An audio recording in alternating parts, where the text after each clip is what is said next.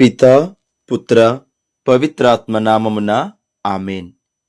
క్రీస్తునాథుని యందు ప్రియమైనటువంటి దేవుని బిడ్డలారా, సామాన్య కాలం 21వ ఆదివారం వాక్య పరిచర్యకు మీ అందరినీ కూడా ప్రేమపూర్వకముగా ఆహ్వానిస్తూ ఉన్నాను. మత్తయి శుభవార్త 16వ అధ్యాయము దివ్యవచనములు 13 నుంచి. తరువాత యేసు ఫిలిప్పు కైసరయ ప్రాంతమునకు వచ్చెను. ప్రజలు మనుష్య కుమారుడు ఎవరని భావించుచున్నారు అని తన శిష్యులను ఆయన అడిగెను. అందుకు వారు, కొందరు బాప్తిజమ యోహాను అని, కొందరు ఏలియా అని, మరికొందరు యిర్మీయా లేక ప్రవక్తలలో ఒకడని చెప్పుకొనుచున్నారు అనిరి. మరి నేను ఎవరని మీరు భావించుచున్నారు అని యేసు వారిని అడిగెను. అందుకు సీమోను పేతురు, నీవు సజీవుడగు దేవుని కుమారుడవైన క్రీస్తువు అని సమాధానమిచ్చెను. ఇది క్రీస్తుని సువిశేషము. క్రీస్తువా మీకు స్తుతి కలుగునుగాక. క్రీస్తునాథుని యందు ప్రియాతి ప్రియమైనటువంటి దేవుని బిడ్డలారా, మనిషి చేతిలో ఒక తాళం చెవి ఉంటే దాని విలువ ఏమిటి? అది ఒక చిన్న వస్తువే, కానీ అది ఒక పెద్ద తలుపును కూడా తెరవగలదు. ఒక తాళం చెవి ఒక ఇంటి తలుపు తెరవగలదు, ఒక కార్యాలయం తలుపు తెరవగలదు, ఒక నిధి గది తలుపు తెరవగలదు. కానీ దేవుడు ఒక మనిషి చేతిలో పెట్టే తాళం చెవి మాత్రం కేవలం తలుపులు తెరవడానికి మాత్రమే కాదు, ప్రజలని దేవుని దగ్గరకు నడిపించడానికి ఇచ్చే బాధ్యత.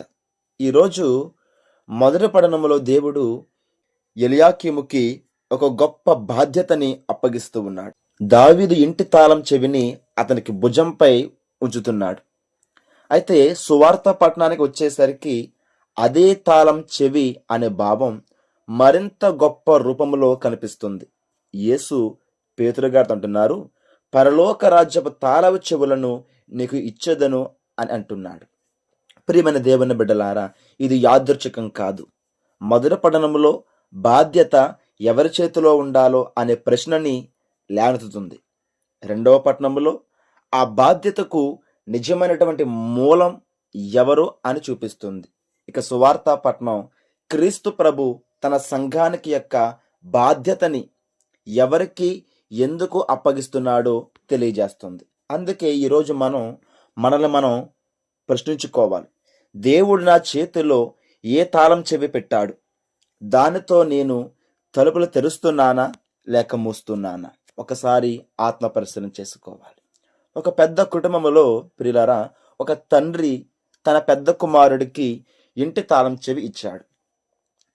ఈ ఇంటిని నువ్వు చూసుకోవాలి, నీ తమ్ముళ్ళు చెల్లెళ్ళు ఎవరైనా వచ్చినప్పుడు వారికి తలుపు తెరవాలి అని చెప్పాడంట. కొంతకాలం తర్వాత ఆ కుమారుడు ఆ తాళం చెవిని తన అధికారం కోసం ఉపయోగించడం మొదలుపెట్టాడు.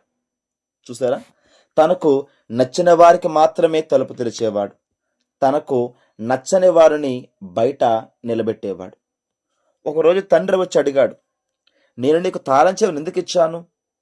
అతను చెప్పాడు, ఈ ఇంటిపై నాకు అధికారం ఉండటానికి అని చెప్పాడు. తండ్రి కన్నీళ్లతో అన్నమాట, కాదు బిడ్డ, నీకు అధికారం ఇవ్వడానికి కాదు, నీ ద్వారా ఈ ఇంటి తలుపులు తెరిచి ఉండటానికి ఇచ్చాను అని చెప్పాడంట ఆ తండ్రి. ప్రియమైనటువంటి దేవుని బిడ్డలారా, ఇదే దేవుని రాజ్యంలో ఒక బాధ్యత. దేవుడు మనకు ఇచ్చే స్థానం మన గొప్పతనాన్ని, మన అధికారాన్ని చూపించడానికి కాదు, మన ద్వారా ఇతరులు దేవుని ప్రేమను అనుభవించడానికి, దేవుని రాజ్యములోకి రావటానికి ఆ ప్రభు ఇస్తున్నటువంటి బాధ్యత అని మనందరం కూడా గుర్తించాలి. ప్రియమైన దేవుని బిడ్డలారా, కాబట్టి దేవుడు ఇచ్చినటువంటి బాధ్యతను మన సొంత ఆస్తిగా భావించకూడదు, దేవుని ప్రజల కోసం సేవగా స్వీకరించాలి. ఇప్పుడు మొదటి పట్టణములోని ఎలియాకీముకు అప్పగించబడినటువంటి తాళం చెవి వెనకాల ఉన్నటువంటి దేవుని యొక్క ఉద్దేశాన్ని ధ్యానం చేద్దాం. ఈనాటి మొదటి పట్టణములోని దేవుడు ఇచ్చినటువంటి అధికారం స్వప్రతిష్ఠ కోసం కాదు, సేవ కోసం అనే అంశాన్ని మనం ధ్యానం చేస్తూ ఉన్నాం. ఇక్కడ 22వ అధ్యాయము యెషయా గ్రంథములోని 19వ వచనము నుండి 23వ వచనము వరకు ఈనాటి మొదటి పఠనం. 22వ వాక్యాన్ని చదువుకుంటే, దావీదు వంశపు రాజు తాళపు చెవిని అతడు తన భుజముల మీద తాల్చున్నట్లు చేయుదును. అతడు తెరిచిన దానిని ఎవరు ముయ్యలేరు, అతడు మూసిన దానిని ఎవరు తెరవలేరని వాక్యం చెబుతుంది. ప్రియమైన దేవుని బిడ్డలారా, ఇక్కడ మొదటి పఠనములో మనం షబ్నా అనే ఒక అధికారిని, అలాగే అతని స్థానములో దేవుడు నియమించినటువంటి ఎలియాకీముని చూస్తూ ఉన్నాం. మొదట మనం ఒక ప్రశ్న చేసుకోవాలి. అసలు ఈ షబ్నా చేసిన తప్పేంటి? ఎందుకో అతని అధికారాన్ని ఎలియాకీముకి ఇస్తున్నాడు ప్రభు అనే ఒక ప్రశ్న మనలో రావాలి. ఇక్కడ గమనించండి, షబ్నా ఒక సామాన్యమైన వ్యక్తి కాదండి. అతను రాజు ఇంటిలో ఒక ఉన్నతమైనటువంటి అధికార స్థానంలో ఉన్నవాడు. అంటే అతని చేతిలో అధికారం ఉంది, బాధ్యత ఉంది, గౌరవం ఉంది. కానీ సమస్య అతనికి అధికారం ఉండటంలో లేదు. ఆ అధికారాన్ని అతను తన స్వప్రతిష్ఠ కోసం ఉపయోగించుకోవటంలో ఉంది. తన స్వప్రయోజనం కోసం, తన స్వార్థం కోసం ఉపయోగించుకోవటంలో ఉంది. అసలు చేసిన తప్పేంటి అని గమనిస్తే 22వ అధ్యాయములో 15వ వాక్యాన్ని గమనిస్తే, ప్రభు నాతో ఇట్లనను, రాజ్యగృహ నిర్వాహకుడైన షబ్నా వద్దకు పోయి అతనితో ఇట్లు చెప్పుము. ఏమని? ఇక్కడ నీకేమి పని? ఇక్కడ నీకెవరున్నారు? నీవిక్కడ సమాధిని తొలిపించుకోనేలా? ఎత్తైన స్థలమునకు సమాధిని కట్టించుకొనుచున్నావు. శిలలో నీకు నివాసనమును నిర్మించుకొనుచున్నావు. నువ్వు ప్రముఖుడవు కావచ్చు, కానీ ప్రభువు నిన్ను గుప్పిట పట్టి కిందరికి విసిరివేయును అని రాయబడి ఉంది. ప్రియ దేవుని బిడ్డలారా, ఇది చాలా బలమైనటువంటి ఒక ప్రశ్న. అంటే షబ్నా తన పదవిని ఉపయోగించి తన పేరు, తన ఘనత, తన జ్ఞాపకం కోసం గొప్పతనాన్ని నిర్మించుకోవాలనుకుంటున్నాడు. అతని ఆలోచన ఏంటి? నా పేరు నిలవాలి. కానీ దేవుని ఉద్దేశం నా ప్రజలు నిలవాలి. ఇక్కడ షబ్నా తప్పిపోయాడు. ఎందుకు దేవుడు అతని అధికారం తీసుకున్నాడంటే, దేవుడిచ్చిన బాధ్యతని, దేవుడిచ్చినటువంటి కర్తవ్యాన్ని ఆ షబ్నా తన సొంత ఆస్తిగా భావించాడు. అతనికి ఇచ్చిన స్థానం ప్రజలకు సేవ చేయడానికి, కానీ అతను దాన్ని తన గొప్పతనాన్ని నిర్మించుకోవడానికి, గొప్ప సమాధిని నిర్మించుకోవడానికి ఉపయోగించాడు. అందుకే యెషయా గారు ఏమంటున్నారు? 22వ అధ్యాయము 19వ వాక్యములో, నేను నిన్ను నీ పదవి నుండి తొలగించెదను, నీ స్థానము నుండి నిన్ను పడగొట్టెదను అంటున్నాడు. ఇక్కడ మనం చాలా ముఖ్యమైన ఆధ్యాత్మిక సత్యాన్ని నేర్చుకోవాలి. దేవుడు ఇచ్చినటువంటి పదవి శాశ్వత హక్కు కాదు. దేవుడు ఇచ్చినటువంటి బాధ్యత మన వ్యక్తిగత ఆస్తి కాదు. మన చేతిలో ఉన్న అధికారం దేవుని దగ్గర నుండి అప్పుగా వచ్చినటువంటి బాధ్యత. అందుకే ప్రియులారా, మనం ఎప్పుడు ఈ బాధ్యత నాది అని కాకుండా, దేవుడు ఈ బాధ్యతను నా చేతిలో ఎందుకు పెట్టాడో అనే విషయాన్ని మనం ఆలోచించాలి. కానీ ఈ షబ్నా అలా ఆలోచించలేదు. ఇష్టానుసారంగా జీవించాడు, స్వలాభం కోరుకున్నాడు. చివరికి అతని అధికారాన్ని దేవుడు తీసివేసి మరొక వ్యక్తికి అప్పగించాడు. ఆ వ్యక్తి పేరే ఎలియాకీము. ఇక్కడ ఎలియాకీముని ఎందుకు ఆయన ఎన్నుకున్నాడనే వాక్యాన్ని కూడా మనం ధ్యానం చేద్దాం. దేవుడు షబ్నాను తొలగించి ఎలియాకీముని నియమిస్తున్నాడు. యెషయా గ్రంథములో 22వ అధ్యాయం 21వ వాక్యం ఎలియాకీము గురించి చెప్పబడుతుంది. అతడు యెరూషలేము నివాసులకు, యూదా ఇంటి వారికి తండ్రిగా ఉండును అని చెబుతున్నాడు. గమనించండి, దేవుడు అతడు గొప్ప అధికారి అవుతాడు అని మాత్రమే చెప్పలేదు, అతడు వారికి తండ్రిగా ఉంటాడు అన్నాడు. ఇది దేవుని యొక్క న్యాయకత్వ లక్షణం. ప్రియ దేవుని బిడ్డలారా, ప్రజల మీద అధికారం కాదు, ప్రజల కోసం జీవించే హృదయం కావాలి. ఇతరులు తనకు సేవ చేయాలని కోరుకోవటం కాదు, తానే ఇతరులకు సేవకుడుగా ఉండాలి. క్రీస్తు ప్రభు కూడా నూతన నిబంధనలో ఒక మంచి సేవకుడుగా తన కర్తవ్యాన్ని నిర్వహించాడు. అందుకే ఇక్కడ ఈ మొదటి పఠనములోని ఎలియాకీముకి దేవుడు దావీదు ఇంటి తాళం చెవిని అప్పగిస్తూ ఉన్నాడు. మరి తాళం చెవి ఎందుకు అంత ముఖ్యమైనది అని మనం ఆలోచిస్తే, తాళం చెవి అంటే కేవలం వస్తువు కాదు, అది అధికారం, బాధ్యత, విశ్వాసనీయతకు ప్రతీక. కానీ ప్రియులారా, ఒక విషయం గుర్తుంచుకోండి, తాళం చెవి అతనిది కాదు, అది దావీదు ఇంటిది. అంటే అధికారం అతనికి చెందినది కాదు, అతనికి అప్పగించబడుతుంది. ఇదే మన జీవితంలో కూడా నిజం. దేవుడు ఒక తండ్రికి కుటుంబాన్ని అప్పగిస్తాడు, ఒక తల్లికి తన బిడ్డలని అప్పగిస్తాడు, ఒక గురువుకి విద్యార్థులను అప్పగిస్తాడు, ఒక పరిచారకునికి, ఒక సేవకునికి దేవుని ప్రజలని, తన సంఘాన్ని అప్పగిస్తాడు. ఈ విధంగా ప్రియ దేవుని బిడ్డలారా, అన్నీ కూడా దేవుడు మన చేతిలో పెట్టినటువంటి తాళము చెవులే. కాబట్టి ప్రశ్న ఏమిటంటే, ఆ తాళం చెవిని ఆ తాళం చెవితో నేను ఏం చేస్తున్నాను? ఎవరికైనా ఎవరినైనా పైకి తీసుకొస్తున్నానా? ఎవరైనా బాధలో ఉన్నప్పుడు తలుపులు తెరుస్తున్నానా? ఎవరైనా దేవుని దగ్గరకు రావటానికి అవకాశం కల్పిస్తున్నానా? లేక నా గర్వంతో తలుపులు మూసేస్తున్నానా ఆ శబ్నాలాగా అని ఒక్కసారి ఆత్మ పరిశీలన చేసుకోవాలి. కాబట్టి ఈనాటి మొదటి పఠనం నుండి మనం ఏమి నేర్చుకోవాలంటే, శబ్న మనకు ఒక గొప్ప హెచ్చరిక. దేవుని పని చేస్తూ కూడా మన పేరు కోసం పని చేయవద్దు. ఎందుకంటే చర్చిలో అధికారం ఉందని గర్వపడవచ్చు, పరిచర్యలో గుర్తింపు వచ్చిందని గర్వపడవచ్చు, ప్రజలు మన మాట వింటున్నారని గర్వపడవచ్చు. కానీ ఒకరోజు మన దేవుని మీద నిలవబడినప్పుడు ఆయన అడిగేది నీకు ఎంత అధికారం ఉంది అనేది కాదు, నీకు అప్పగించబడిన అధికారంతో ఎంతమందికి సేవ చేశావు అనేది ముఖ్యమైనటువంటి ప్రశ్న.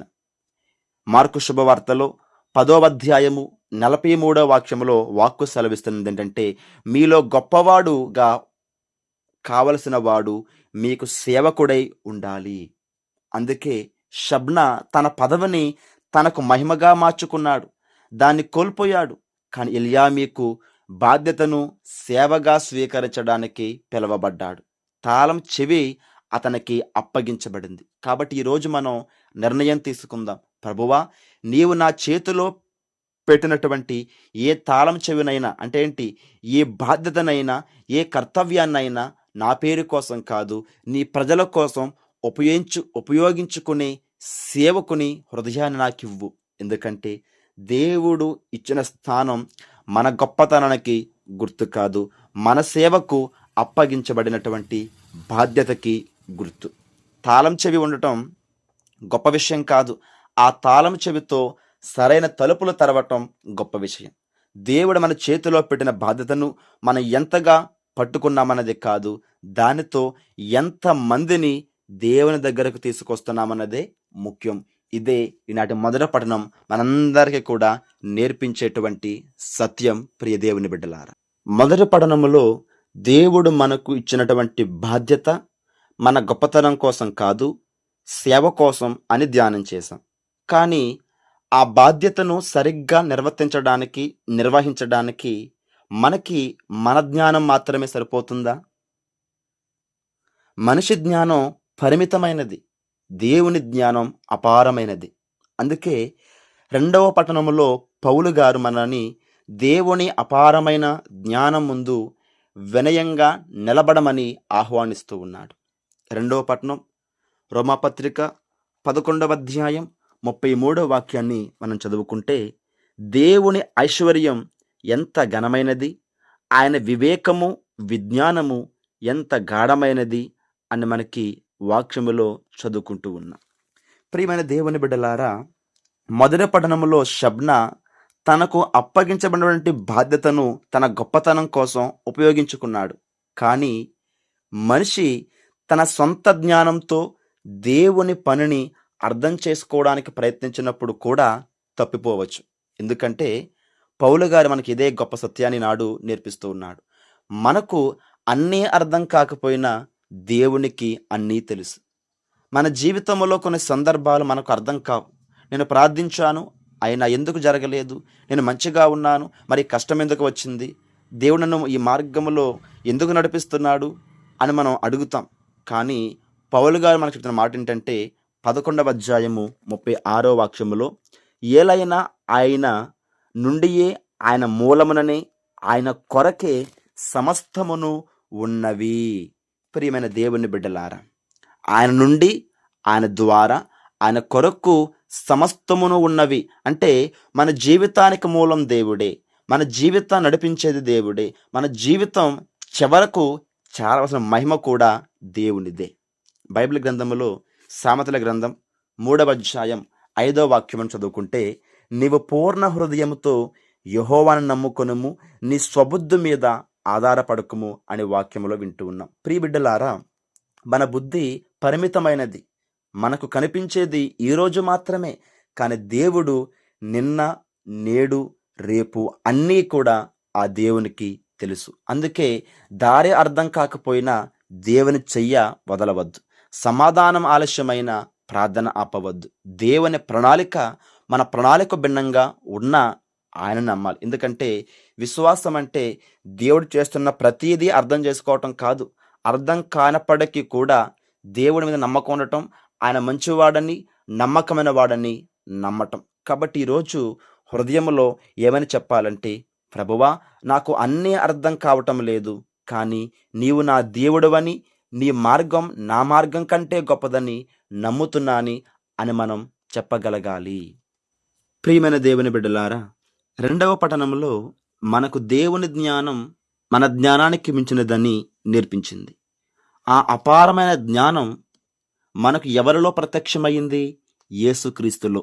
అందుకే సువార్త పఠనంలో యేసుక్రీస్తు వారు తన యొక్క శిష్యులని అడుగుతున్నాడు, మీరు నన్ను ఎవరని భావిస్తున్నారు అని చెప్పేసి. ఈనాటి శుభవార్త పఠనం మత్తయి శుభవార్తలో 16వ అధ్యాయం 15వ వాక్యాన్ని మనం ధ్యానం చేసినప్పుడు, మరి నేను ఎవరని మీరు భావించుచున్నారు అని యేసు వారిని అడిగెను. ప్రియమైనటువంటి దేవుని బిడ్డలారా, యేసుక్రీస్తు ప్రభువారు తన శిష్యులని ఒక ప్రశ్న అడిగాడు.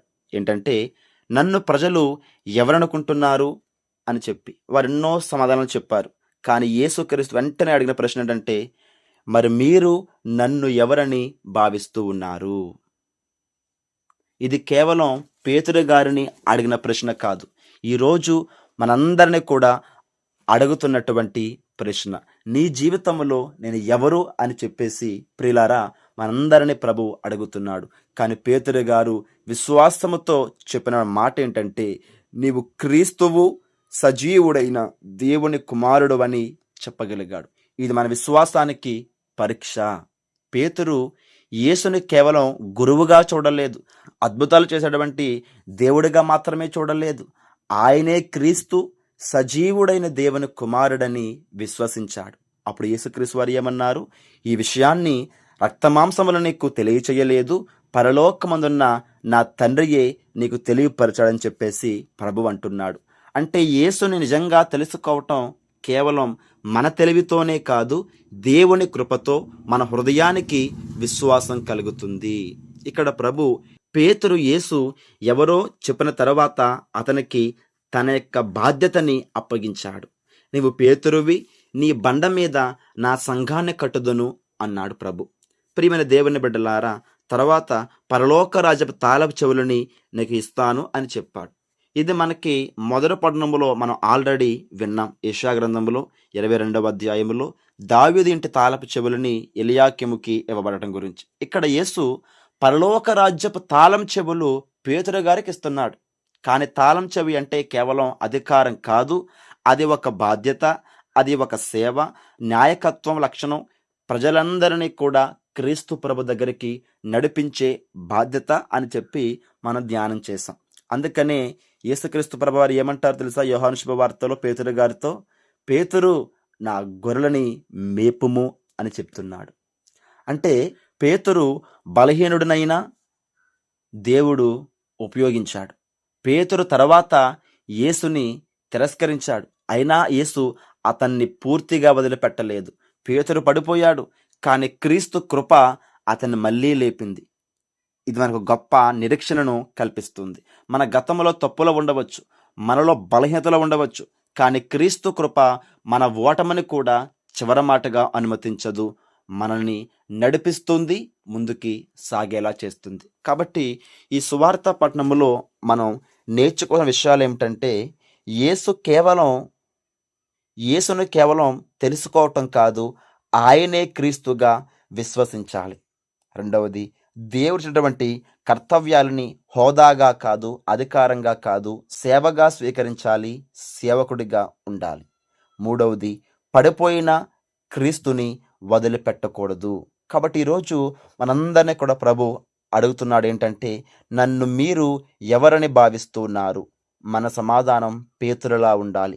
నీవే క్రీస్తువి, సజీవుడైన దేవుని కుమారుడువు అనే మాట మన పెదవులపై మాత్రమే కాదు, మన జీవితంలో కనిపించాలి, మన క్రియలలో కనిపించాలి, మన కుటుంబంలో, సంఘములో, పరిచర్యలో కనిపించాలి.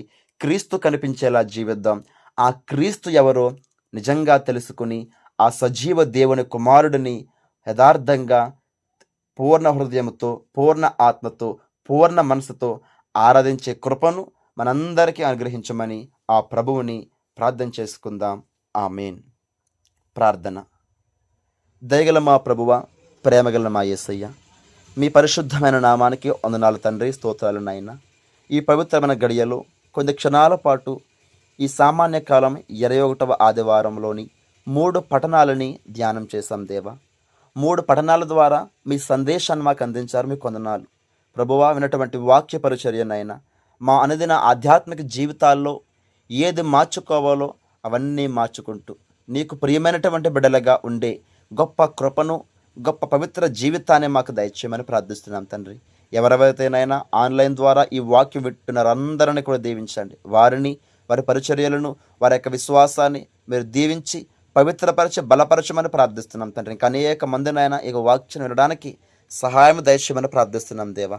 మమ్మలను, మా కుటుంబాలని, మా సంఘాలను మీరు ప్రత్యేకంగా జ్ఞాపకం చేసుకోండి. మీ కృపలో దీవించండి. వారందరికీ ప్రభువ అవసరమైనటువంటి అన్ని ఆధ్యాత్మిక అవసరాలని, ఆరోగ్య భాగ్యాలని, అష్టైశ్వర్యాలని, సిరి సంపదలను, ముఖ్యంగా నీవు ఎవరో తెలుసుకునేటువంటి గొప్ప విశ్వాస జీవితాన్ని మా అందరికీ అనుగ్రహించి ఈ సువార్త పరిచర్యని ఫలింపచేయమని మా ప్రభువును మీ ప్రియకుమారుడైన యేసుక్రీస్తు పరిశుద్ధ నామములో ప్రార్థిస్తున్నాం తండ్రి. ఆమేన్. ప్రభు మీతో ఉందిరుగాక, మీ ఆత్మతో ఉందిరుగాక. త్రిత్వైక సర్వేశ్వరుడు, తండ్రి, కుమారుడు, పరిశుద్ధాత్మ త్రియేక దేవుడు మిమ్ములను, మీ కుటుంబ సభలందరినీ కూడా దీవించి సదా కాపాడునుగాక.